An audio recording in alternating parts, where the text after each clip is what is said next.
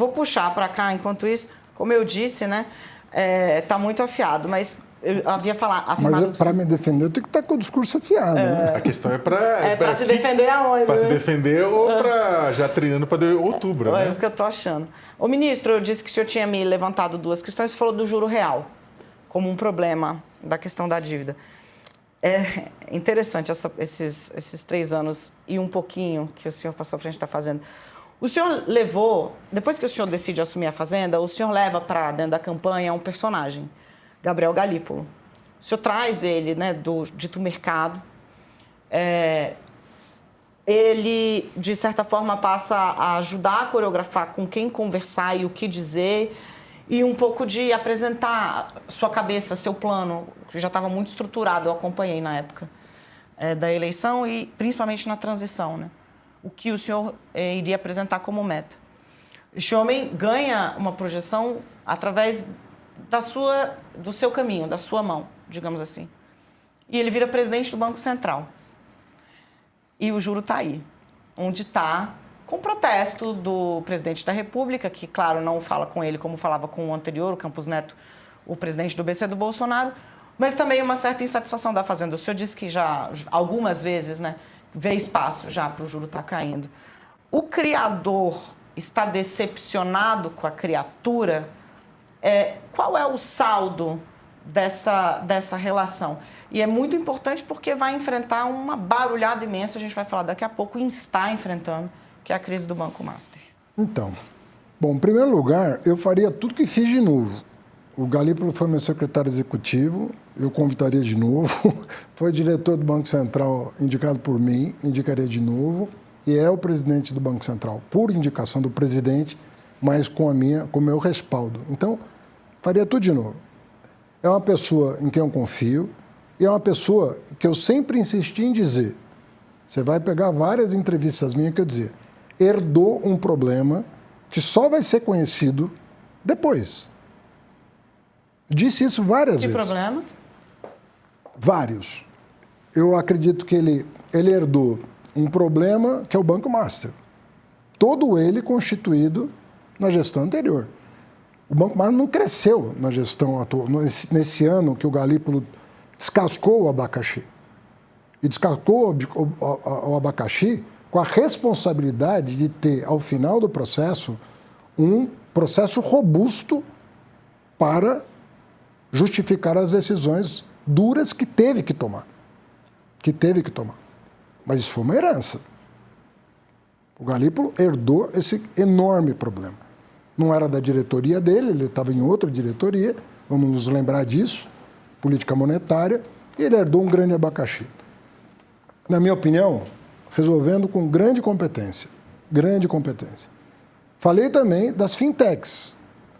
O Banco Central inventou essa figura e disse, olha, eu só vou começar a fiscalizar em vocês em 2029, lá atrás, na gestão anterior. Está lá o PCC agora. Tá aí o pepino todo, né? Que até a oposição explorou quando a gente quis trazer para dentro da fiscalização da Receita Federal, começaram a inventar aquela coisa de taxação de PIX que não tinha nada a ver. E voltaram agora, inclusive. Voltaram agora, semana passada, de novo, para desviar a atenção, porque provavelmente nós vamos pegar gente graúda da oposição, porque senão a oposição não estaria fazendo isso. Por que a oposição está fazendo isso? Está com medo do quê? O que eles estão com medo da fiscalização? Por quê? Qual é o sinal que eles estão dando? Pelo jeito, tem muita gente preocupada, né, com o que nós estamos fazendo. E a terceira coisa, que houve um problema de desancoragem das expectativas, em grande medida alimentadas pela postura, né, da gestão anterior, e que o Galípolo teve que administrar. Explica um pouco para quem está em casa e não é tão familiarizado com o economês, o que o senhor quer dizer com desancoragem das expectativtas? Eu estou querendo dizer... Eu lembro muito que, olha, o dólar vai bater R$7. Né? E houve um momento em que o mercado pressionou mesmo para que isso... Não era só o mercado. Quando uma autoridade monetária, a boca pequena, no exterior e aqui no doméstico, começa a dizer que o dólar pode chegar a 8, ele... O Roberto Campos Neto? Não, mas daí você apura quem? Eu não estou aqui para... Mas quando uma autoridade monetária começa a falar esse tipo de coisa, ele desancora tudo. E aí você tem que reconstruir a credibilidade. Então não foi uma transição normal. Vamos nos lembrar que é a primeira vez que a gente tem que conviver por 2 anos com um presidente nomeado pelo governo anterior que queria, o governo anterior, sabotar esse governo. Trabalhou para sabotar o tempo inteiro o governo. Então, gente, agora, o Galípolo está fazendo um trabalho que é o trabalho de, nesse primeiro ano que passou, foi um trabalho de colocar as coisas no prumo, voltar ao normal, ter alguma normalidade para começar a trabalhar. E olha os desafios. Eu estou falando de 3 desafios que nenhum presidente de Banco Central passou até agora. Então é óbvio que quando ele me pergunta, eu falo que tem espaço para cortar. Né? Porque eu acho que tem, não é porque eu estou... Né? E muita gente acha também. O próprio mercado está projetando uma Selic de 12 no final do ano. Entendeu? Tem gente, se é 12,25 a média, é porque tem gente do mercado financeiro projetando menos. E tem gente projetando mais. A média é isso. Mas, pô, eu não estou falando uma coisa fora do... Se o mercado financeiro reconhece que tem espaço, né? Se eu sou perguntado, porque eu não fico falando o que eu penso sem ser perguntado, ou pelo jornalista, ou por alguém do Banco Central. E eu dou minha opinião com toda a sinceridade, porque eu quero o bem do Brasil. O senhor falou agora há pouco que... Agora, eu entendo, você quando está sentado numa cadeira, você não pode julgar uma pessoa que está numa cadeira que você nunca ocupou. Que você nunca... Então, eu tenho a maior... Eu já falei que eu tenho o maior respeito pessoal e institucional, né, pelo Banco Central. Mas, quando perguntado, eu emito a minha opinião, como o mercado financeiro emite a sua opinião, como o presidente da República pode emitir a sua opinião, garantida a institucionalidade do Banco Central. Já que a gente entrou nessa questão, puxando pelo que a Dani colocou, com relação à questão do Master, da responsabilidade do Banco Central, o senhor recentemente falou que o escândalo do Master pode ser provavelmente o maior escândalo bancário da história do Brasil. E aí eu queria que o senhor falasse primeiro mais sobre isso, o quão grande, na sua avaliação, isso pode chegar, se isso pode ser disruptivo do ponto de vista da política, ou seja, se vai gerar, desculpa usar um termo, mas um rebosteio realmente na política a ponto de envolver diversos grupos, né, como está aparecendo, dadas as relações políticas do Augusto Lima e do Daniel Vorcaro, né? E se o senhor colocou, olha, isso é uma coisa que o Galípolo herdou. Ou seja, existe um quinhão de responsabilidade da gestão anterior do Banco Central? Olha, isso tem que ser apurado. Eu faço avaliação, mas quem tem que apurar a responsabilidade não é o ministro da Fazenda. Né? Mas, assim, que ele herdou esses problemas, ele herdou. O Galípolo herdou esses problemas. Ponto final. Isso é indiscutível. Agora, apurar a responsabilidade, aí tem órgão competente para isso. E não é o Ministério da Fazenda. 2, eu sou presidente do Conselho Monetário Nacional, então tenho que acompanhar tudo isso. E eu digo para você, não existe nenhum risco sistêmico envolvendo o Banco Master. O que existe é a questão de cobrir o rombo pelo Fundo Garantidor de Crédito, o FGC, que foi criado para essas eventualidades, né?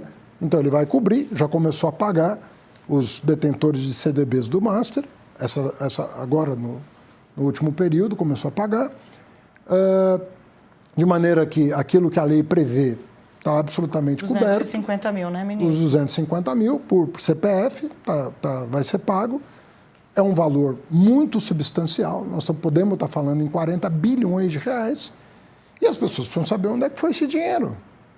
O cara vendeu um CDB, o que ele fez com o dinheiro? Por que o dinheiro não está no caixa para ele devolver? Está no quê? Está em ativo. Quanto vale os ativos? Porque todo mundo tentou vender, tentou comprar esses ativos e não se sentia... Né? Aí descobriram uma fraude de mais de 10 bi. Aí disseram, não, mas não foi fraude, mas também não... Mais ou menos, porque na verdade foi desfeito o negócio. Mas o que foi para o lugar desses ativos? Está tudo em compasso de investigação, está tudo sendo investigado pela polícia, pelo Ministério Público, mas não é pequeno.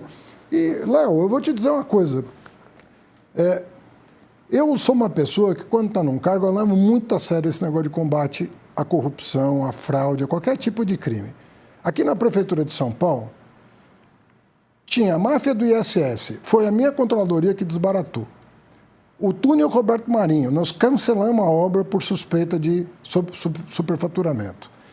A coisa da inspeção veicular, que revoltava todo mundo, e eu botei fim ao contrato, né? Não renovei o contrato. E por aí vai. A Feira da Madrugada. Eu penso o seguinte, no Brasil de hoje, não basta você ser honesto. Não basta. Porque você tem que incidir sobre nem ser e parecer. Tem que ser, parecer e mais do que isso. Você tem que ter os instrumentos de combate. Então, nós abrimos uma frente de combate na área de combustível. Vocês acompanharam toda a operação Carbono Oculto, que foi da Receita Federal, com o apoio do Ministério Público, da Polícia Federal e tudo mais. Vocês estão vendo que as bets que não pagavam impostos começaram a pagar e agora estão começando a fornecer dados para a gente combater os desmandos desse setor. Aprovamos o devedor contumaz.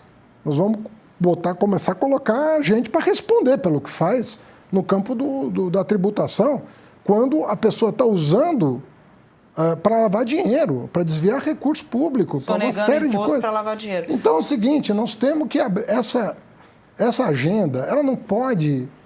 Às vezes eu vejo uma pessoa, você não tem receio de uma nova Lava Jato? Isso vai ser pretexto para ele não combater um crime que está diante dos nossos olhos? Perfeito. Deixa eu passar para o Júlio, porque ele tá. Devedor contumaz é um tema que nas nossas conversas ele fez questão de trazer, acho que é um bom gancho, a gente estabilizou o sinal. Bem-vindo de volta, querido. Obrigado, perdão. Ministro, eu só queria voltar para iniciar um pouco a discussão do Master. O senhor menciona o aspecto das investigações, que evidentemente não se comunicam com o governo, né? Mas, por outro lado, assim, uma das críticas que a gente tem ouvido é de que algumas fragilidades, especialmente na CVM, permitiram e colaboraram com essa situação, né?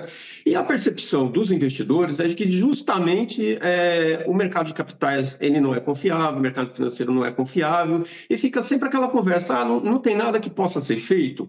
E aí eu lhe pergunto, do ponto de vista regulatório ou jurídico, há alguma medida que o governo possa fazer para tentar melhorar esses mecanismos de controle desses bancos ou das gestoras? A gente viu o Banco Central liquidar a REAG, que era um dos pivôs, tanto do esquema do Master quanto do esquema do setor de combustíveis.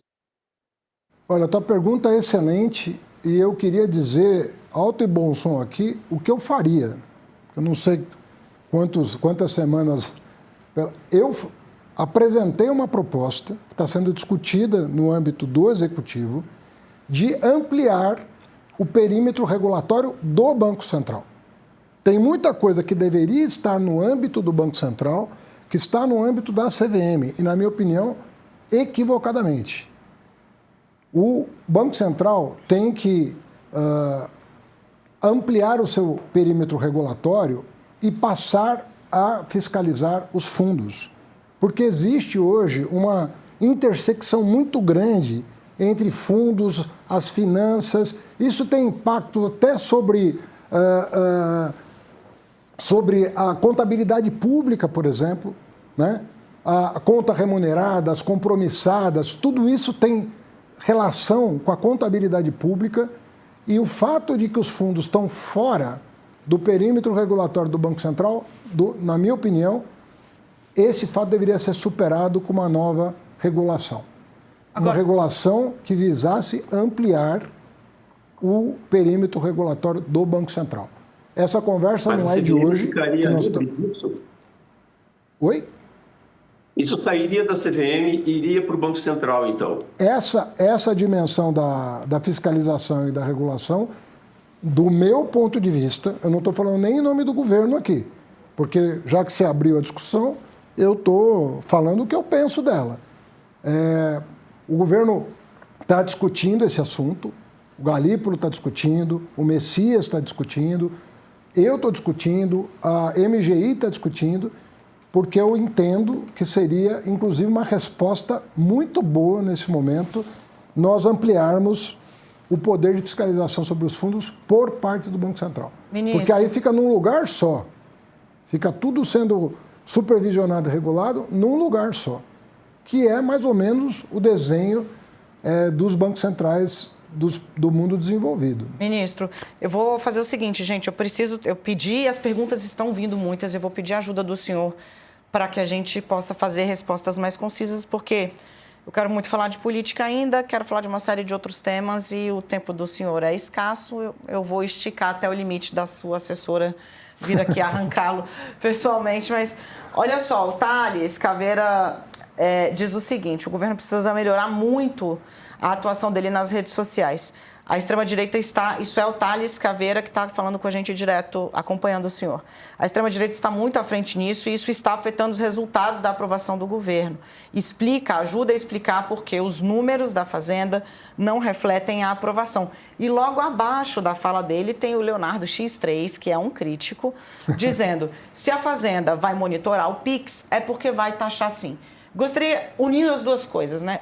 De fato, vira rastilho de pólvora em rede social, explica por que tem de fiscalizar sim o PIX e por que isso não é igual a taxar o PIX. O PIX não pode ser taxado por lei, Brasil. Pela Constituição. Vai você, que essa missão é sua e problema é seu. Em primeiro lugar, eu sempre procurei fazer política criticando ideias que eu considero equivocadas. E não inventando ideias de um adversário imaginário para ganhar apoio popular. Eu penso que esse tipo de prática ela é horrorosa, porque quem defendeu taxar a transação financeira foi o Guedes. E ele tinha um secretário da Receita Federal que publicamente defendia isso. E defendia legitimamente do ponto de vista dele. Ele entendia que com a digitalização da economia, a maneira mais fácil de taxar era taxar as transações financeiras. Como acontecia na antiga CPMF, que eles queriam chamar de outro nome, mas basicamente fazer a mesma coisa. Isso, você fala, o Haddad está inventando. Tem vídeo no YouTube, não é inteligência artificial, vídeo do YouTube, mostrando o ex-ministro da Fazenda do governo Bolsonaro defendendo essa ideia. Eu discordo. Se eu concordasse, eu teria proposto. O que eu propus foi aprovado pelo Congresso Nacional. Foi a reforma tributária sobre o consumo, criação do IVA, taxação de offshore, fundo fechado, dividendo de quem ganha mais de R$1 milhão por ano e assim por diante. Então não tenho nenhum problema de defender aquilo que eu propus e aprovei. E eu já estou no 3º ano de gestão à frente do Ministério da Fazenda. Então, ficar com esse tipo de coisa nas redes sociais é muito ruim. E aí o primeiro tem razão. Agora, veja só, é muito difícil você desmascarar uma mentira sobre o que você vai fazer. Porque, veja bem, olha o que a pessoa está dizendo. Se existe fiscalização, existirá taxação. Isso não é verdade. Você tem que fiscalizar as coisas porque a pessoa pode estar lavando dinheiro, como foi o caso da REAG, que foi liquidada pelo Banco Central. E que era ou era um fundo ou era uma fintech, usando fintech. Então, quando a gente traz as fintechs para dentro da fiscalização da Receita Federal, é para impedir a lavagem de dinheiro. Você que está me ouvindo deve ter visto postos de gasolina ligados ao PCC, dizendo o seguinte, se pagar com o PIX é mais barato. E aí, quando você via o quanto mais barato era um valor enorme. Por que a pessoa vendia 50 centavos mais barato o litro da gasolina? Não é por causa do cartão de crédito do PIX, é porque aquele combustível estava adulterado ou aquele combustível tinha outra fonte de procedência, ou porque ele estava lavando dinheiro usando combustível. Pô, nós temos que fiscalizar. Depois a pessoa reclama de falta de segurança. Não tem como reclamar de falta de segurança, porque com esse dinheiro o cara vai comprar arma. Entram armas americanas no Brasil diariamente contrabandeadas pelo crime organizado, que muitas vezes usa o posto de gasolina para lavar o dinheiro da droga. Então, você tem que apoiar as instituições. A Receita Federal, a Polícia Federal, o Ministério Público são órgãos de Estado. Eles não servem ao governo, servem ao país. Se você quer ouvir um deputado bandidinho falando besteira na internet para enfraquecer a Polícia Federal, você vai cometer um erro contra você. Perfeito. Olha, Thiago Lima, 86, está sempre com a gente. A pergunta está aqui, ela é importante, União Europeia-Mercosul, mas vou girar com o Sakamoto e volto em seguida com o nosso assinante. Falando um pouco de eleição de novo, ministro, o senhor se colocou aberto, inclusive, a ajudar na elaboração, ou coordenar a elaboração do programa de governo de um possível governo Lula 4, né? E aí, quais seriam as grandes questões que deveriam estar nesse plano de governo 4? Quais são os principais pontos? E por que eles já não foram abordados no Lula 3? Ô, Leonardo, em 4 anos você faz uma parte do que você quer fazer, mas o país tem uma agenda, né? Agora, na minha opinião, o grande tema para o Brasil é, diante da nova geopolítica internacional, qual é a pauta de desenvolvimento que o Brasil pode ter? Eu penso que, nesse particular, o Lula é meio insubstituível, porque eu vejo os adversários dele são muito acanhadinhos, não tem uma visão do que está acontecendo no mundo. É aquela velha agenda, vender estatal e congelar salário mínimo. É isso que eu vejo, a parte desses governadores e tal. Vamos congelar o salário mínimo e vender estatal, congelar o salário mínimo e vender estatal, né? Essa agenda não vai para frente como projeto de país. É uma visão muito pequena do Brasil, uma visão muito tacanha do Brasil.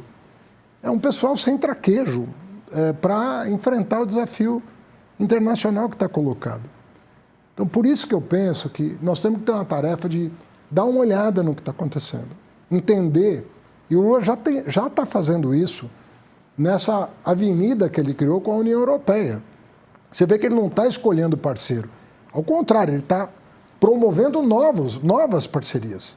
Então, o Lula está muito preocupado com a questão do multilateralismo e está fazendo com que o Brasil não seja anexado, nem mentalmente, a nenhum bloco. Porque soberania, então, vai ser ponto fundamental da campanha. É que a soberania está engatada com outros temas, como a questão que eu acabei de citar. A inserção do Brasil, sim, soberania, mas é a questão do desenvolvimento. Como é que nós vamos nos inserir nessa nova ordem global? Eu penso que o Lula tem condição de dar uma resposta para isso. E eu não vejo, da parte da oposição, ninguém que consiga transcender sequer a divisa do seu próprio Estado. Já não tem projeto nacional e internacional não vou nem comentar, porque você viu o comentário de um governador dizendo por que não entrega logo para o Trump o que ele quer e acalma o rapaz? Esse foi um comentário de um governador de Estado. Então, se nós formos comparar o Lula com esse tipo de postura, nós vamos chegar aonde? Daqui a pouco nós estamos aqui com a guarda pretoriana da Casa Branca tomando conta do país. Júlio Viziac.